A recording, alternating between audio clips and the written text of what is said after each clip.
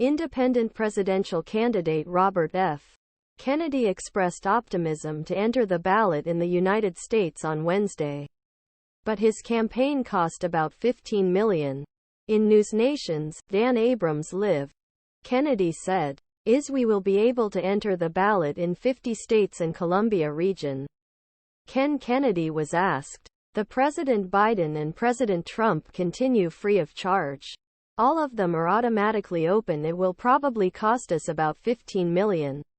Perhaps more to enter the ballot. But we can do it."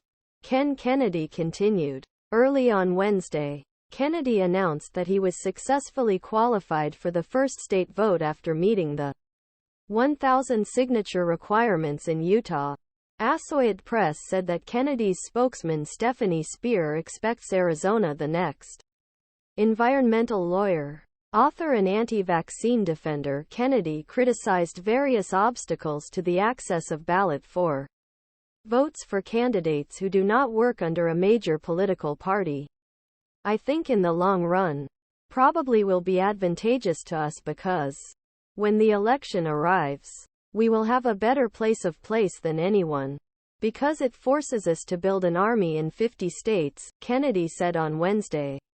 He said that his team was a very narrow window in Utah, but he could double the amount of signature required for the ballot. Kennedy, "We had about a week in a snowstorm, snow and snowfall. We doubled the signatures we need. People have entered public places to convince people take off their gloves." He said. American values. A Super PAC support of Kennedy promised spend up $15 million help access important states according the EP.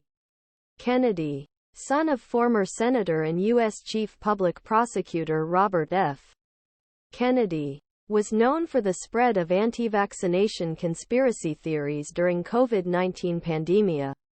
Initially, Kennedy, who worked for Democratic presidential candidacy, was independent of the hope of increasing his chances in White House.